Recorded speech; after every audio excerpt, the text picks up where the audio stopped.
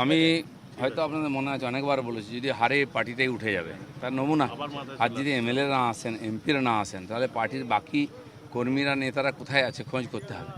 ধীরে ধীরে টিএমসি পার্টিটা মাফিয়া, তোলাবাজ, অ্যান্টি সোশ্যালদের পার্টি হয়ে গেছে।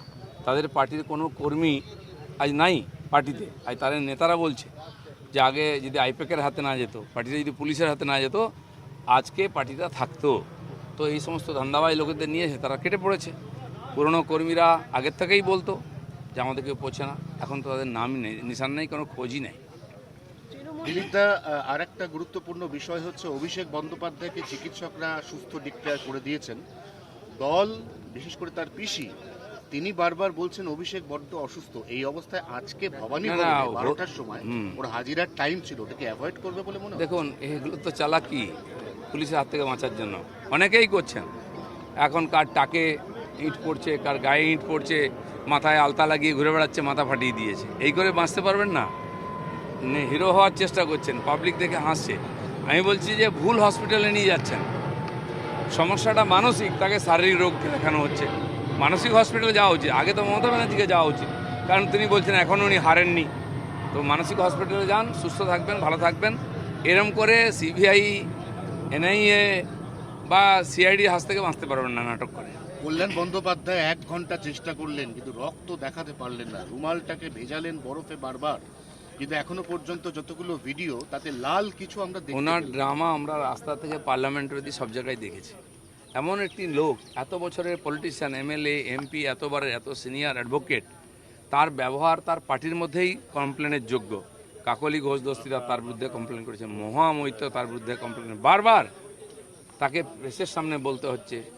পার্টি তাকে সেফগার্ড করে রেখেছে। এই ধরনের লোকগুলো খালি মানে আইনের যোগ্য এমপি থেকে সরানো উচিত, সমাজে একঘরে করা উচিত। আমি বলেছি টিএমসির নেতারা মনে করুন এখনও লকডাউন চলছে, যেমন হয়েছিল করোনার সময়, আমরা বাড়ি থেকে বেরোইনি। আপনাদের জন্য কয়েক মাসের লকডাউন, বাড়িতে থাকুন, সুস্থ থাকুন, চুপচাপ থাকুন, নাহলে পাবলিককে কে ঠেকাবে? আপনারা জানেন পাবলিকের মার দুনিয়ার বার। যেন পাবলিকের যে রাগ আছে, রোষ আছে, ওটা ঠান্ডা হতে দিন। এত তাড়াহুড়ো করার কিছু নেই, অনেক বছর দাপিয়ে বেরিয়েছেন, শান্ত থাকুন না। আজকে মন্ত্রিসভার পূর্ণাঙ্গ গঠন, বেশ কিছু নতুন এবং বেশ কিছু অভিজ্ঞ মুখ, তারা একই সঙ্গে আজকে বিভিন্ন গুরুত্বপূর্ণ দপ্তর পেতে চলেছেন। তাহলে কি এরপর সরকারের যে প্রকল্প রূপায়ণের কাজকর্ম, তাতে বাড়তি গতি আসবে? বেশিরভাগ প্রকল্প এই মাস থেকে শুরু হয়ে যাচ্ছে, জুন থেকেই ধীরে ধীরে শুরু হবে। যেগুলো খুবই জনহিতকর প্রকল্প আছে, এই যে 3000 টাকা অন্নপূর্ণা যোজনা, বা যুবকদের জন্য ভাতা, বা 125 দিনের জিরামজির কাজ, জনকল্যাণমূলক কাজ যেগুলো বন্ধ ছিল তার ফান্ডও আসছে এবং যথাসময়ে কাজ শুরু হবে। কিন্তু সমস্ত লিস্ট রিভিউ হবে, যারা লাভার্থী ছিলেন তাদের মধ্যে কতজন বৈধ। এই যে 1 কোটি লোক বাদ গেছে এসআইআরে, এছাড়াও বহু লোক আছে তারা বৈধ নাগরিকত্ব নাই, তারা বাদ যাবে। এবং বহু বৈধ পাওয়া লোক, পাওয়ার কথা, আবাস যোজনা থেকে আরম্ভ করে এই সমস্ত কাজের সুবিধা পাচ্ছেন না, তাদের নাম যুক্ত হবে। তার জন্য 3 মাস সময় দেওয়া হয়েছে এই সমস্ত রিভিউ করার জন্য, তারপরে ফুল ফর্মে সব শুরু হবে। আজকে ডিএ নিয়ে অত্যন্ত গুরুত্বপূর্ণ বৈঠক। বহু বছর ধরে সংগ্রামী যৌথ মঞ্চ সহ একাধিক রাজ্য সরকারি শ্রমিক সংগঠন, কর্মী সংগঠন তারা অপেক্ষা করছিল। তাদের প্রত্যেকেরই ডিএ নিয়ে কোর্টও বলেছেন অনেকবার, আদালত, যেটা কর্মচারীদের অধিকার আছে, আমরাও মনে করি পাওয়ার অধিকার আছে। তো সেই জন্য রিভিউ করে কি বাকি আছে, ইমিডিয়েট কতটা দেওয়া যায়, কত কিস্তিতে কিভাবে হবে, তার জন্য টাকা কোথা থেকে আসবে, সব মিলিয়ে ডেভেলপমেন্টের কাজ না আটকে যায়, কিন্তু তাদের অধিকারও সুরক্ষিত হোক, সরকার দুটো জিনিসই দেখবে। বিজেপির সংকল্পপত্রের যে 11টা পয়েন্ট ছিল, তার মধ্যে অত্যন্ত গুরুত্বপূর্ণ পয়েন্ট মহিলাদের জন্য ফ্রি বাস যাত্রা। আজ থেকে সেই প্রকল্প শুরু। বালিগঞ্জে সকালবেলা স্বয়ং বিজেপির সাধারণ সম্পাদিকা মহিলা মোর্চা তিনি উপস্থিত থাকবেন। নিঃসন্দেহে এগুলো হওয়া, যেটা ঘোষণা করেছে পার্টি। এবং এই যে আমাদের যারা সংকল্পপত্র ছিল, সমস্ত সংকল্পপত্র প্রত্যেক ডিপার্টমেন্টে পাঠিয়ে দেওয়া হয়েছে সরকারের, যে এইগুলো ফলো আপ নিয়ে এই কাজগুলো তাড়াতাড়ি করতে হবে। সেই অনুযায়ী কাজ চলছে। আগামী বাজেটে দেখবেন তার রিফ্লেকশন আছে, সেই সংকল্পপত্রের যে প্রতিশ্রুতি সেগুলো যাতে হয় পূরণ, তার জন্য বাজেটেও তাকে যুক্ত করা হচ্ছে। আমার 3টে ডিপার্টমেন্টেও তাই করা হচ্ছে, তাড়াতাড়ি যাতে করা হয়। বাস তো চালু হয়ে যাবে, কিন্তু বাস কম আছে, সরকার বাস কেনার কথা ভেবেছে, খুব তাড়াতাড়ি নতুন বাসও আনা হবে। রতিন ঘোষ, প্রাক্তন খাদ্যমন্ত্রী, আজকে তাকে ইডি তলব করেছে এবং পৌরসভা দুর্নীতিতেও তিনি যুক্ত, তাকে তলব করা হয়েছে। বেশিরভাগ নেতা, এমএলএ, এমপি, মন্ত্রী টিএমসির কোনো না কোনো দুর্নীতির সঙ্গে যুক্ত, এটা পাবলিক বলতো। এখন তথ্য সহকারে সামনে আসছে, অনেকে কমপ্লেন করছেন, কমপ্লেন করার পরে ইনকোয়ারি শুরু হচ্ছে, ডাকাডাকি শুরু হচ্ছে।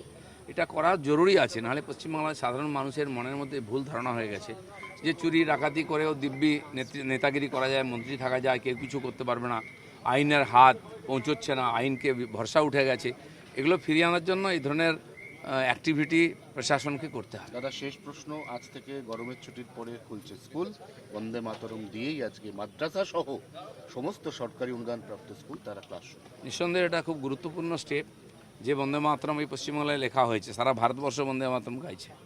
হাজার হাজার বিপ্লবী বন্দে মাতরমের স্লোগান কণ্ঠে নিয়ে ফাঁসিতে গেছেন, গুলি খেয়েছেন, মার খেয়েছেন, জেলের মধ্যে গিয়ে বন্দে মাতরম বলেছেন।